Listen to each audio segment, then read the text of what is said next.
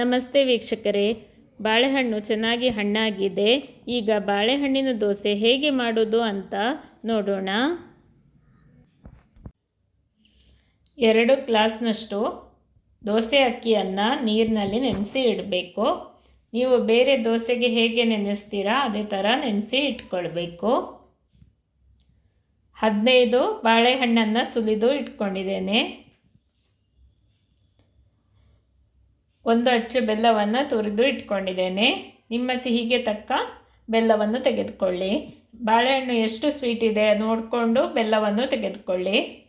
ಮತ್ತು ಸ್ವಲ್ಪ ತೆಂಗಿನಕಾಯಿ ತುರಿಯನ್ನು ತೆಗೆದುಕೊಂಡಿದ್ದೇನೆ. ಇಷ್ಟೇ ಸಾಮಗ್ರಿಗಳನ್ನು ಉಪಯೋಗಿಸಿ ರುಚಿಯಾದ ಬಾಳೆಹಣ್ಣಿನ ದೋಸೆಯನ್ನು ಮಾಡಬಹುದು. ಹೇಗೆ ಮಾಡೋದು ಅಂತ ನೋಡೋಣ. ಈಗ ನಾನು ಮೊದಲಿಗೆ ಬಾಳೆಹಣ್ಣನ್ನು ಚಿಕ್ಕದಾಗಿ ಕಟ್ ಮಾಡ್ಕೊಳ್ತೇನೆ. ಆಮೇಲೆ ಬಾಳೆಹಣ್ಣು, ಬೆಲ್ಲ ಮತ್ತು ತೆಂಗಿನಕಾಯಿ ತುರಿಯನ್ನು ಜೊತೆಯಾಗಿ ಮಿಕ್ಸಿಯಲ್ಲಿ ರುಬ್ಕೊಳ್ತೇನೆ. ಬಾಳೆಹಣ್ಣನ್ನು ಈ ಥರ ಚಿಕ್ಕದಾಗಿ ಕಟ್ ಮಾಡಿಕೊಳ್ಬೇಕು. ಸಣ್ಣದಾಗಿ ಕಟ್ ಮಾಡಿದರೆ ಮಿಕ್ಸಿಯಲ್ಲಿ ರುಬ್ಬಲಿಕ್ಕೆ ಸುಲಭ.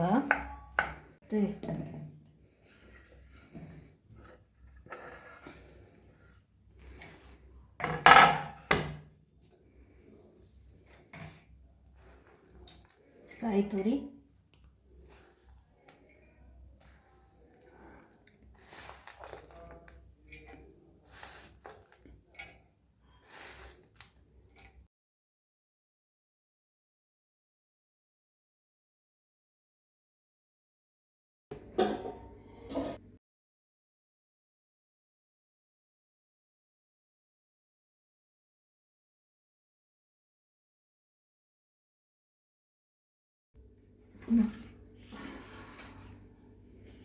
ಎರಡು ಬ್ಯಾಚಲ್ಲಿ ರುಬ್ತಾ ಇದ್ದೇನೆ. 15 ಬಾಳೆಹಣ್ಣನ್ನು ತೆಗೆದುಕೊಂಡಿದ್ದೇನೆ. ಹಾಗಾಗಿ 2 ಸರ್ತಿ ಇದನ್ನು ರುಬ್ಕೊಳ್ಬೇಕಾಗಿದೆ.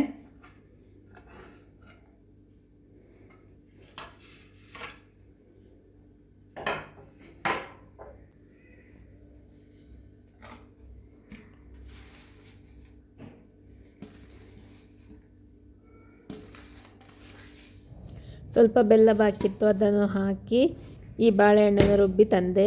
ನೋಡಿ, ಈ ಪೇಸ್ಟನ್ನು ಆಗ ಮಾಡಿದ ಪೇಸ್ಟಿನ ಮೇಲೆ ಹಾಕ್ಕೊಳ್ತಾ ಇದ್ದೇನೆ.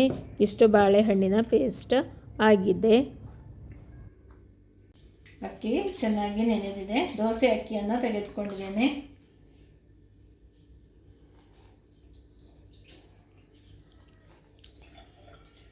ದೋಸೆ ಅಕ್ಕಿ 2 ರಿಂದ 3 ಗಂಟೆ ನೆನೆದ್ರೂ ಸಾಕು. ಟೈಮ್ ಇದ್ದರೆ ಒಂದು ರಾತ್ರಿ ಇಡೀ ನೆನೆಸ್ಬಹುದು. ಈಗ ನಾನು ಅಕ್ಕಿಯನ್ನು ಗ್ರೈಂಡರಲ್ಲಿ ರುಬ್ಕೊಳ್ತಾ ಇದ್ದೇನೆ. ಈ ಅಕ್ಕಿ ರುಬ್ಬಿಕೊಂಡು ಆಗ್ತಾ ಬರುವಾಗ ಇದಕ್ಕೆ ಈಗ ರುಬ್ಬಿಟ್ಕೊಂಡ ಬಾಳೆಹಣ್ಣಿನ ಪೇಸ್ಟನ್ನು ಕೂಡ ಹಾಕ್ತೀನಿ. ಮೊದಲಿಗೆ ಅಕ್ಕಿಯನ್ನು ಹಾಕಿ ರುಬ್ಬಿಕೊಳ್ಳುವಂಥದ್ದು.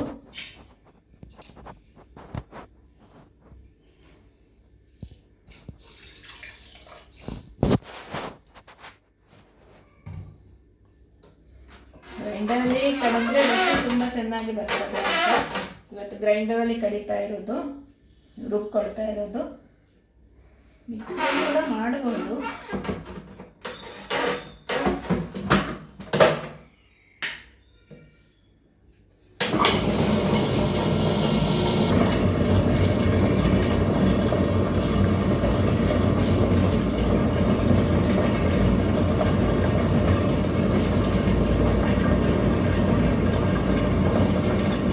ಬರ್ತಾ ಇದ್ದ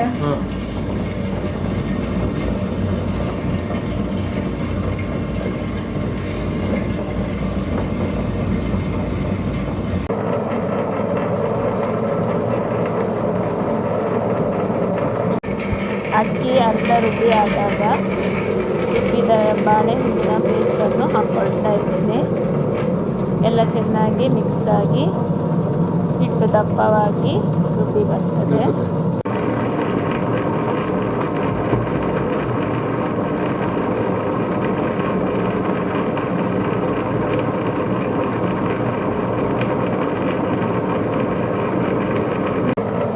ಸ್ವಲ್ಪ ಉಪ್ಪನ್ನು ಹಾಕ್ಕೊಳ್ತಾ ಇದ್ದೀನಿ. ಬಾಳೆ ಬಾಳೆಹಣ್ಣು ದೋಸೆ ಹಿಟ್ಟು ನೋಡಿ ಈ ಥರ ಬರಬೇಕು. ಈ ಥರ ದಪ್ಪವಾಗಿ ಬಂದಿದೆ ನೋಡಿ. ಇನ್ನು ಇದನ್ನು ಮುಚ್ಚಳ ಮುಚ್ಚಿ ಒಂದು ನೈಟ್ ಬಿಡಬೇಕು. ನಾಳೆ ಬೆಳಗ್ಗೆ ದೋಸೆ ಮಾಡಿಕೊಳ್ಳುವಂಥದ್ದು.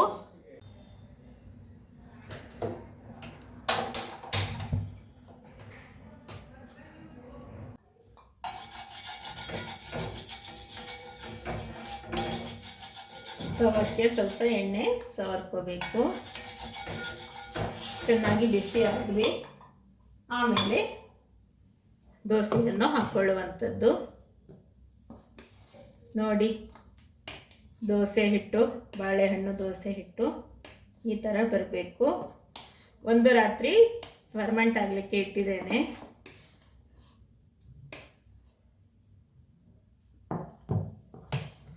ಬೆಲ್ಲ ಹಾಕೋದ್ರಿಂದ ಜಾಸ್ತಿ ಹುಳಿ ಆಗೋದಿಲ್ಲ.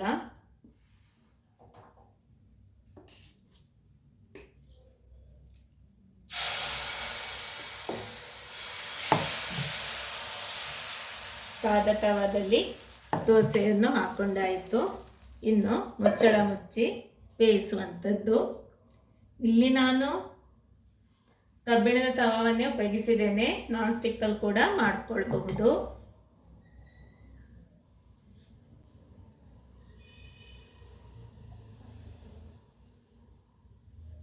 ಈಗ ಇಲ್ಲಿ ಹೆಚ್ಚು ಸೆಕೆ ಇಲ್ಲ. ಹಾಗೆ ಒಂದು ರಾತ್ರಿ ಹಿಟ್ಟನ್ನು ಹೊರಗೆ ಇಟ್ಟಿದ್ದೇನೆ. ಏನೂ ಹೆಚ್ಚು ಹುಳಿ ಬಂದಿಲ್ಲ.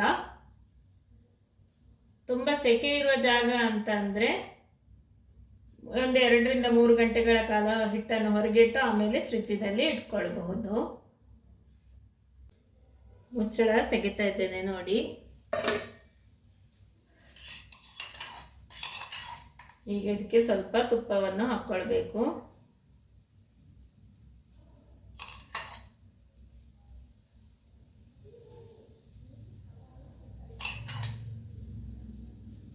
ಇನ್ನು ದೋಸೆಯನ್ನು ತಿರುಗಿ ಹಾಕೊಳ್ಳುವಂಥದ್ದು.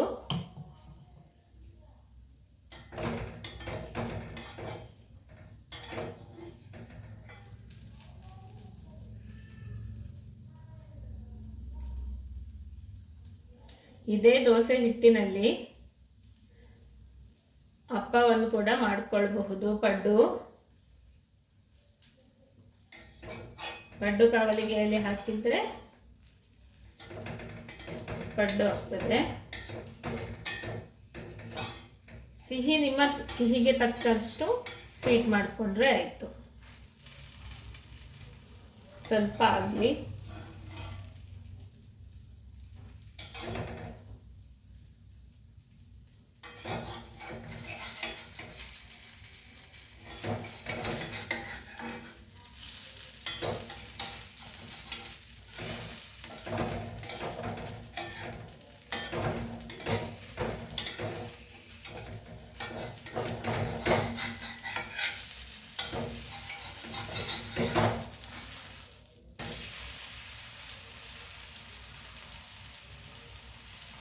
ಇನ್ನೂ ಸ್ವಲ್ಪ ದಪ್ಪವಾಗಿ ಮಾಡಿಕೊಂಡ್ರೆ ಸುಲಭವಾಗಿ ತೆಗಿಲಿಕ್ಕೆ ಬರ್ತದೆ.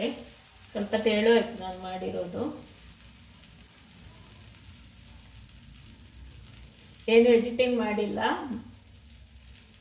ಡೈರೆಕ್ಟಾಗಿ ದೋಸೆ ಹೇಗೆ ಬಂದಿದೆ ಅಂತ ತೋರಿಸ್ತಾ ಇದ್ದೇನೆ. ಇನ್ನೊಂದು ಇದಕ್ಕಿಂತ ಸ್ವಲ್ಪ ದಪ್ಪ ಎರೆದು ತೋರಿಸ್ತೇನೆ ಹೇಗೆ ಬರ್ತದೆ ಅಂತ ನೋಡಿ.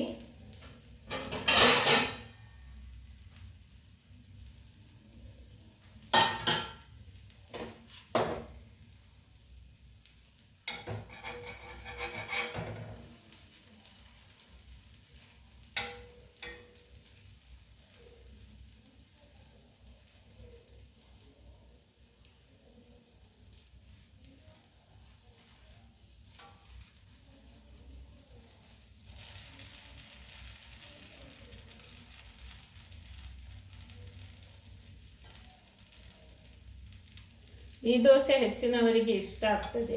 ಚಿಕ್ಕ ಮಕ್ಕಳು ಇದ್ದರೆ ಅವರಿಗೆ ಬಹಳ ಇಷ್ಟ ಆಗ್ತದೆ, ದೊಡ್ಡವರಿಗೂ ಇಷ್ಟ ಆಗ್ತದೆ.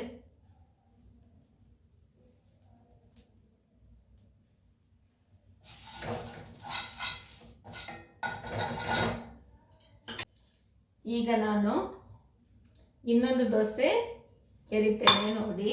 ಇದನ್ನು ಇನ್ನೂ ಸ್ವಲ್ಪ ದಪ್ಪವಾಗಿ ಎರಿತೇನೆ.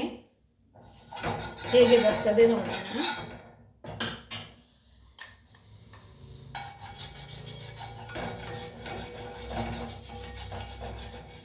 ಸ್ವಲ್ಪ ಎಣ್ಣೆಯನ್ನು ಸವರ್ಕೋಬೇಕು.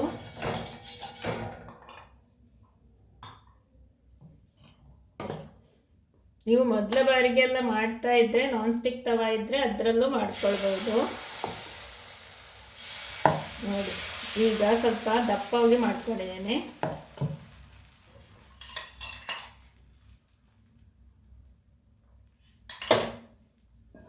ಮುಚ್ಚಳ ಮುಚ್ಚಿ ಬೇಯಿಸ್ಕೊತೇನೆ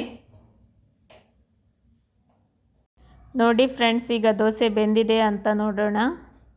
ಬೇಯ್ತಾ ಇದೆ. ಗ್ಯಾಸ್ ಮೀಡಿಯಮ್ ಫ್ಲೇಮಲ್ಲೇ ಇರಲಿ, ತುಂಬ ಹೈ ಫ್ಲೇಮಲ್ಲಿ ಇಡಲಿಕ್ಕೆ ಹೋಗಬೇಡಿ, ಅಡಿ ಕಪ್ಪಾಗುವ ಚಾನ್ಸ್ ಇದೆ.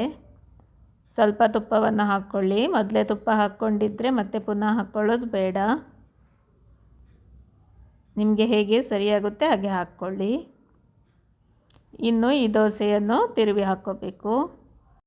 ನೀವು ಅಕ್ಷತಾಕ್ಕೆ ಯೂಟ್ಯೂಬ್ ಚಾನೆಲನ್ನು ಹೊಸದಾಗಿ ನೋಡ್ತಾ ಇದ್ದರೆ ದಯವಿಟ್ಟು ಸಬ್ಸ್ಕ್ರೈಬ್ ಮಾಡಿಕೊಳ್ಳಿ, ಬೆಲ್ಲೈಕನನ್ನು ಪ್ರೆಸ್ ಮಾಡಿ.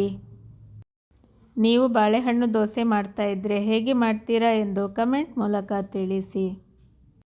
ದೋಸೆಯನ್ನು ಎಬ್ಬಿಸಲಿಕ್ಕೆ ಅರ್ಜೆಂಟ್ ಮಾಡಬೇಡಿ. ಇದರ ಸೈಡನ್ನು ಬಿಡಿಸ್ಕೊಳ್ಳಿ. ಇನ್ನು ಇದನ್ನು ತಿರುವಿ ಹಾಕುವಂಥದ್ದು.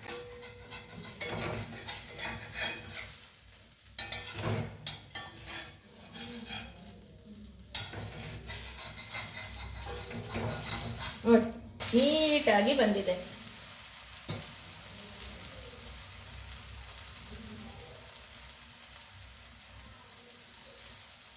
ಚೆನ್ನಾಗಿ ಬೇಯಲಿ. ಒಂದು 3 ನಿಮಿಷ ಹೊತ್ತು ಬಿಡಿ. ಸಾಧಾರಣ 2 ಸೈಡದ್ದು ಬೇಯಬೇಕಲ್ವ. ಈ ಮೇಲ್ಗಡೆ ಸ್ವಲ್ಪ ಬೇಯಲಿಕ್ಕೆ ಬಾಕಿ ಇದೆ ಅಲ್ಲ, ಅದಕ್ಕೆ ತಿರುವಿ ಹಾಕಿದಾಗ ಚೆನ್ನಾಗಿ ಬೇಯ್ತದೆ.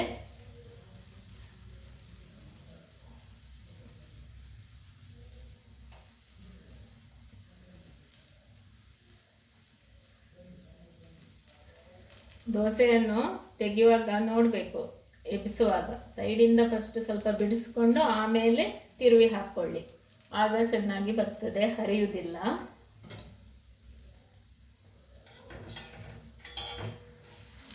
ನೋಡಿ ಚೆಕ್ ಮಾಡ್ಕೊಳ್ಳಿ ಈ ಥರ ಬೆಂದಿದೆಯಾ ಅಂತ. ಈಗ ದೋಸೆ ಬೆಂದಿದೆ. ಸಾಧಾರಣ ಒಂದು 2 ನಿಮಿಷದಲ್ಲಿ ಬೆಂದ್ಬಿಡುತ್ತೆ. ರುಚಿಯಾದ ಬಾಳೆಹಣ್ಣಿನ ದೋಸೆ ನೋಡಿ.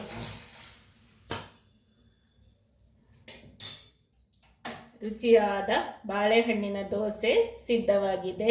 ಎಷ್ಟು ಚೆನ್ನಾಗಿ ಬಂದಿದೆ ನೋಡಿ. ಸಿಹಿಯಾದ ಬಾಳೆಹಣ್ಣಿನ ದೋಸೆ. ನೀವು ಟ್ರೈ ಮಾಡಿ, ಹೇಗೆ ಬಂದಿದೆ ಎಂದು ಕಮೆಂಟ್ ಮೂಲಕ ತಿಳಿಸಿ. ಅಕ್ಷತಾಕ್ಕೆ ಯೂಟ್ಯೂಬ್ ಚಾನೆಲನ್ನು ಲೈಕ್, ಶೇರ್, ಸಬ್ಸ್ಕ್ರೈಬ್ ಮಾಡಿ. ಧನ್ಯವಾದಗಳು ಮತ್ತು ಎಲ್ಲರಿಗೂ ಶುಭ ದಿನ.